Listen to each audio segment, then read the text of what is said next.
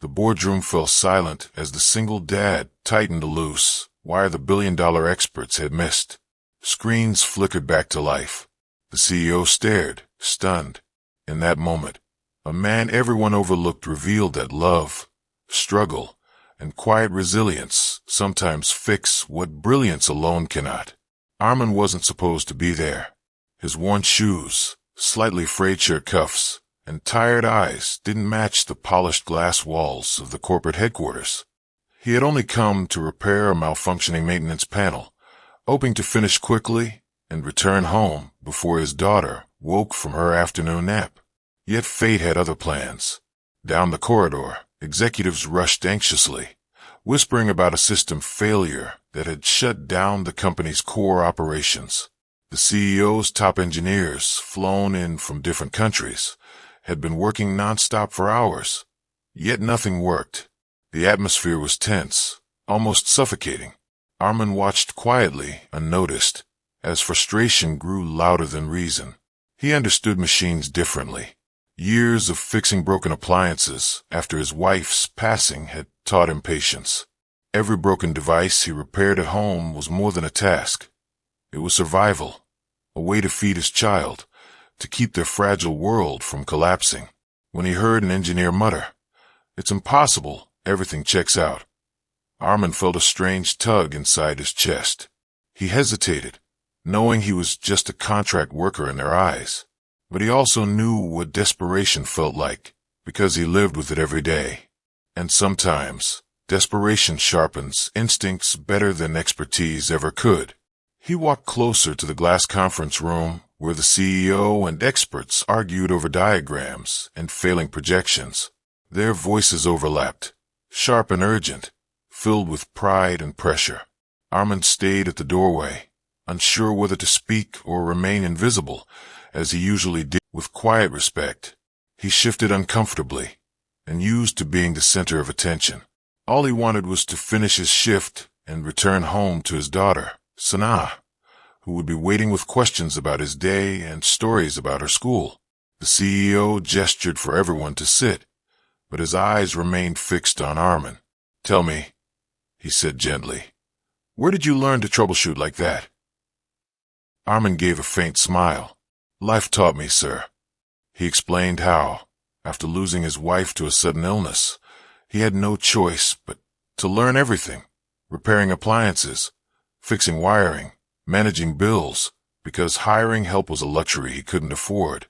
Each problem he solved meant food on the table and a safer home for his child. The executives listened quietly. His story wasn't filled with grand achievements or prestigious awards. It was filled with sleepless nights, quiet sacrifices, and an unshakable promise to never let his daughter feel the absence of a complete family. In that moment, the room realized something powerful. Expertise built from survival often carried a depth textbooks could never teach. Arman hadn't fixed the system with genius alone. He fixed it with patience shaped by love and necessity. One of the senior engineers leaned forward, curiosity replacing earlier pride. "But our diagnostics didn't flag that loose contact," he admitted. "How did you even notice it?" Arman paused, searching for words. "Because when things break at home," he said softly, "you don't always trust the first answer. You keep looking until something feels right." His reply wasn't technical, yet it resonated deeply. It spoke of intuition born from countless small battles, fixing a fan so his daughter could sleep comfortably in summer heat, repairing a heater during winter nights so she wouldn't shiver.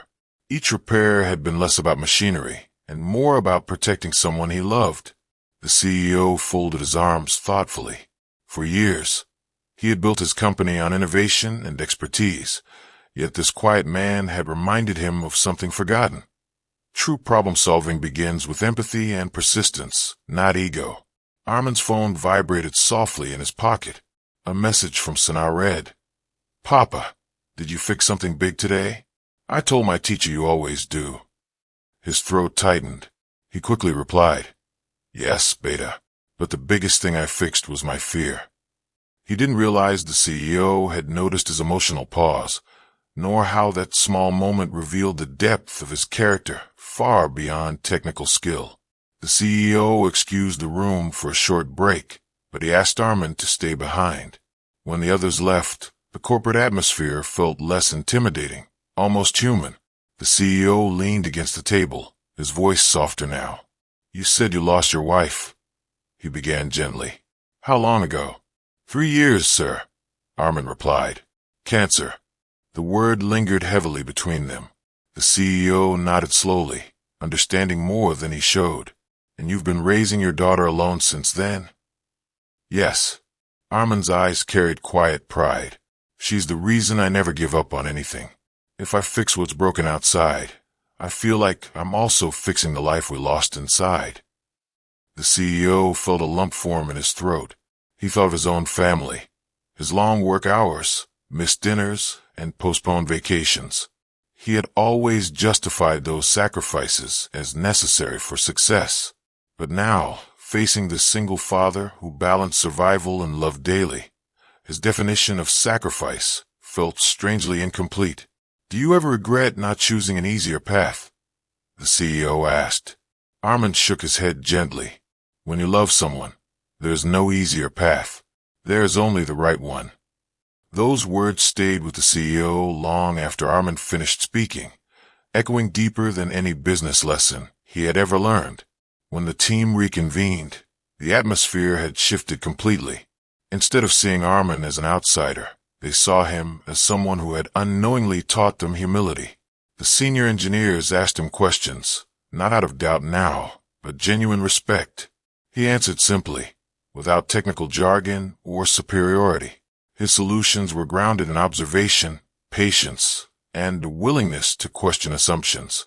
Each explanation revealed a mind trained not in elite institutions, but in the relentless classroom of real life. One junior engineer admitted quietly, "We were so focused on complex possibilities that we ignored the simplest one." Arman nodded. "Sometimes complexity hides behind simplicity. We just need the courage to look closer." The CEO watched this exchange carefully. He realized that innovation didn't always require extraordinary tools. Sometimes it required extraordinary perspective, and perspective often grew from hardship, responsibility, and love. In the middle of the discussion, Arman checked the time anxiously.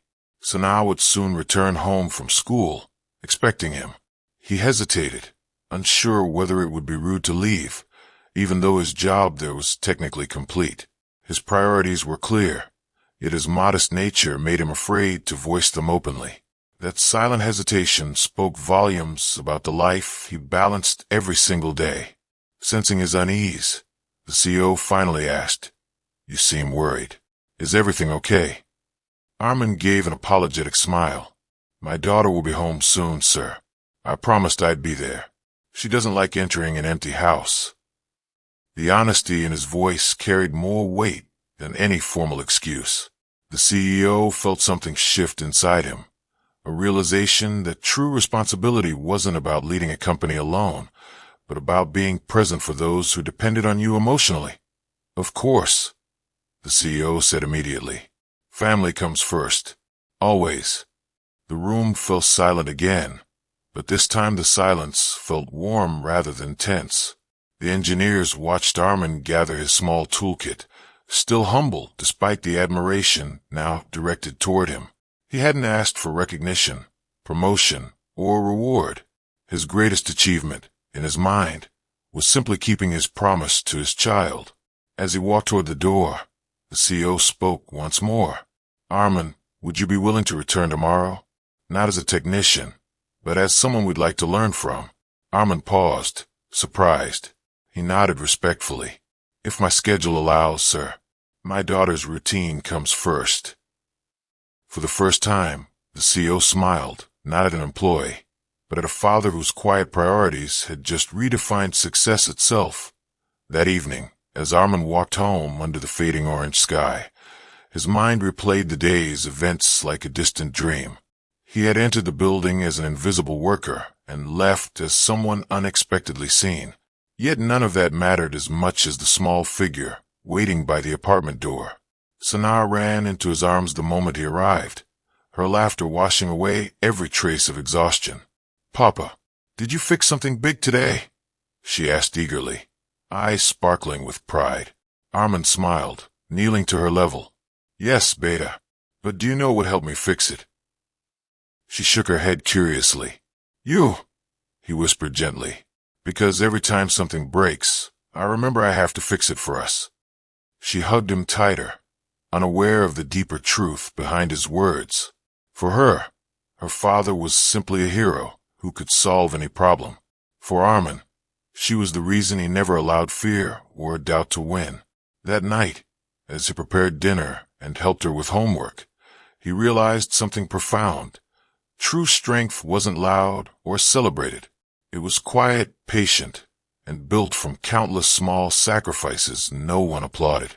And perhaps, he thought, that quiet strength was exactly what the world needed more of.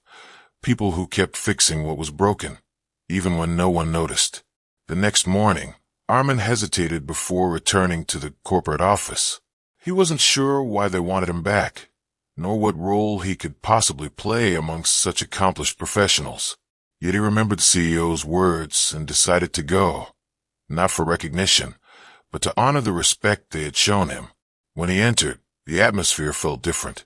Instead of hurried footsteps and tense whispers, there were warm greetings and curious smiles.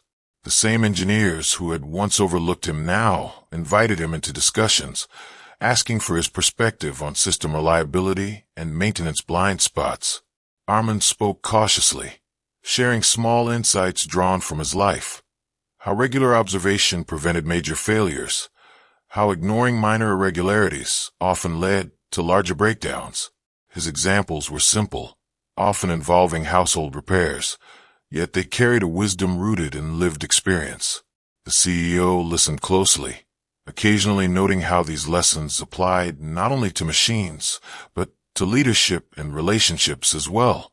It dawned on him that companies, like families, sometimes collapsed not from one big failure, but from many small issues ignored over time. For Arman, the experience was overwhelming yet humbling. He didn't see himself as extraordinary. He was just a father doing his best, unknowingly teaching others that the smallest overlooked details, whether in systems or in people's hearts, often held the key to lasting stability.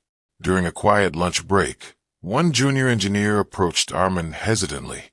"Sir, can I ask you something personal?" Arman nodded kindly. "How did you stay strong after losing your wife?" the engineer asked, voice filled with genuine curiosity. Arman paused, his expression softening with memory. "I didn't stay strong all the time," he admitted. "There were nights I felt completely broken. But every morning, my daughter would wake up and smile at me like I was her entire world. That smile gave me a reason to stand up again."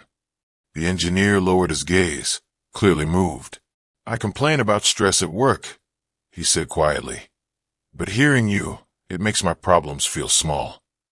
Arman shook his head gently. "Pain isn't a competition. Everyone carries their own battles.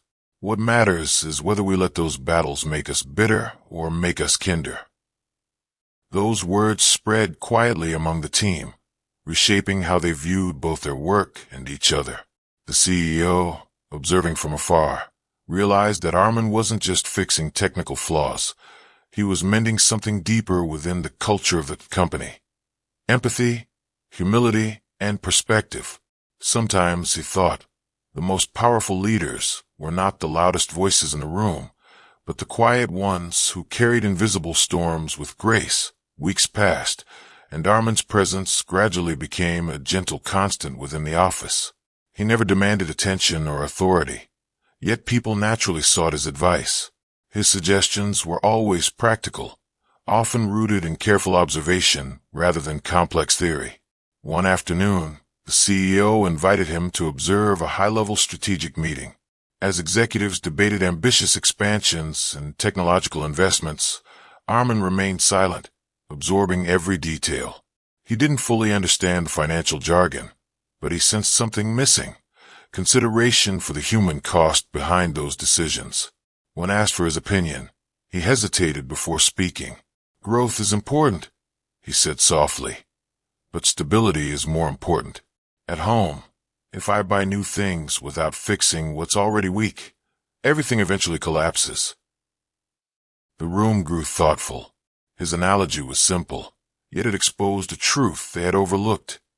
Chasing rapid success without strengthening foundations often led to hidden vulnerabilities. The CEO nodded slowly, impressed by how naturally Arman connected business decisions with real-life responsibility.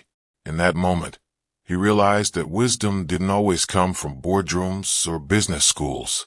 Sometimes it came from a small apartment where a single father balanced grief, love, and survival every single day. And that kind of wisdom was priceless. Despite the growing respect he received, Arman never allowed his routine to change. Every evening, he left on time, refusing overtime offers so he could be home when Sanaa returned from school.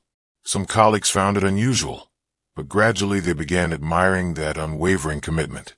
One day, the CEO watched from his office window as Arman left hurriedly, holding a small lunchbox Sanaa had forgotten in the morning. The sight stirred something deep inside him. He remembered the many times his own children had eaten dinner without him, waiting for meetings to end that never seemed as urgent in hindsight. Later, he called Arman into his office. "You never stay late, even when offered extra pay," he observed. Arman smiled gently. "Money feeds the body, sir, but presence feeds the heart. My daughter already lost one parent. I don't want her to feel like she's losing the other to work." The words struck the CEO with unexpected force. He realized that while he had built a successful empire, he might have unintentionally weakened the emotional foundation of his own family. That evening, for the first time in years, the CEO left early and joined his children for dinner, carrying with him the quiet lesson a single father had taught without ever intending to teach at all. The subtle changes Arman inspired within the company began to ripple beyond office walls. Meetings became less about blame and more about collaboration. Engineers who once competed now openly shared ideas, unafraid of appearing imperfect. The CEO noticed productivity rising, but more importantly, he saw morale healing. It was as if Arman's quiet presence had reminded everyone that behind every professional title lived a human being with unseen struggles. One afternoon, a major client crisis erupted. Instead of panicking, the team gathered calmly, retracing every step with patience. Arman observed silently, proud yet humble. When a junior analyst hesitated to speak up about a small overlooked variable, the CEO encouraged him gently, recalling Arman's earlier lesson about minor details causing major failures. The issue was resolved swiftly, saving the company from potential loss. Later, the CEO turned to Arman with a thoughtful smile. "You didn't just fix our system that day," he said. "You fixed how we think." Arman lowered his gaze modestly. "I only shared what life taught me, sir. Broken things teach patience, and patience teaches solutions." In that moment, everyone realized that his greatest contribution wasn't technical skill alone, but a philosophy rooted in resilience, humility, and the quiet determination to never give up on what could still be repaired. That evening, the CEO invited Arman and Sanaa to a small company gathering meant to celebrate recent achievements. Arman felt hesitant. Formal events were far from his comfort zone, but Sanaa's excitement convinced him. She wore her favorite dress, proudly holding her father's hand as they entered the beautifully lit hall. Employees greeted them warmly, no longer seeing Arman as just a maintenance worker, but as someone who had shaped their workplace culture. Sanaa looked around in awe. "Papa, this place is so big," she whispered. "Did you really fix something important here?" Arman smiled softly.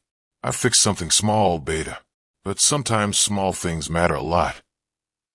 The CEO overheard this and felt a quiet lump in his throat. He approached Sanaa and knelt to her level. "Your father helped all of us see better," he said kindly. "He reminded us that every person, no matter how simple they seem, carries extraordinary strength." Sanaa beamed with pride, hugging her father tightly. In that embrace, the room witnessed something more powerful than any corporate success: the pure, unwavering love between a child and the parent who had sacrificed everything to protect her happiness. And for many present, it became a moment of reflection about their own relationships waiting patiently outside office doors. As months passed, Arman continued his modest role, never seeking promotion or recognition. Yet his influence quietly reshaped the company's values. Policies changed to prioritize employee well-being, flexible hours, and support for those facing personal hardships. The CEO openly credited these shifts to the lessons learned from a single father who had once stood unnoticed at a conference room door. One day, the CEO asked Arman, "Have you ever thought about leading a team here?" Arman shook his head gently. "I'm honored, sir, but leadership isn't about titles. I lead where it matters most, at home, for my daughter." The simplicity of his answer carried profound truth. Leadership, the CEO realized, wasn't confined to offices or boardrooms. It existed wherever someone chose responsibility over convenience, love over comfort, and patience over pride. That evening, Arman walked Sanaa to the park, pushing her gently on the swings as she laughed freely. Watching her joy, he felt richer than any executive could imagine.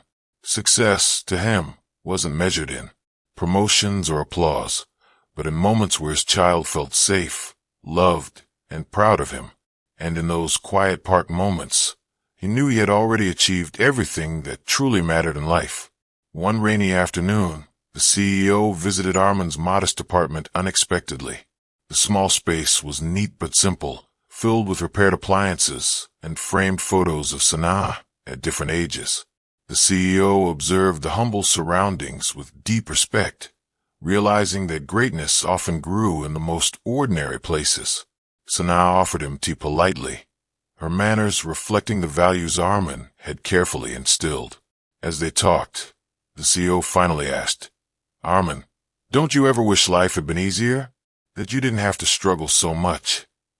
Arman looked around his home thoughtfully before replying, "Of course I do sometimes. But if life had been easy, I might never have learned patience, resilience, or how precious love truly is. Struggle didn't break me, sir. It shaped me."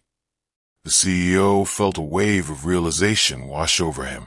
He had spent years chasing expansion and profits, often viewing obstacles as enemies. But here stood a man who saw hardship as a teacher, not a punishment. As he left the apartment, the CEO carried with him a new understanding. True success wasn't about avoiding difficulties, but about growing kinder, wiser, and stronger because of them. Years later, the story of how a single dad fixed what elite experts couldn't became a quiet legend within the company.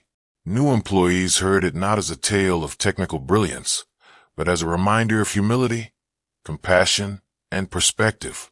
Arman, however, never spoke about it unless asked. To him, it was just another day he had tried to do his best. Sanaa grew older, inspired by her father's resilience and kindness. She often told her friends, "My dad fixes broken things, but not just machines, hearts too." Those words became the truest summary of who Arman really was. The CEO, now wiser and more present with his own family, often reflected on that silent moment when the room had frozen as Arman tightened a simple wire. It had not only restored a failing system, but also awakened something deeper in everyone present, the understanding that greatness often hides in ordinary people living extraordinary struggles quietly. And Arman continued his life just as before, working honestly, loving deeply, and teaching through actions rather than speeches. Because in the end, the greatest repairs are not those that bring machines back to life, but those that restore faith in humanity itself. Sometimes the world overlooks the quiet heroes fixing life's smallest broken pieces with love and patience. Their strength lies not in recognition, but in resilience. If this story touched your heart, subscribe, like, and join our Heart Angels family, where every human story reminds us compassion still exists.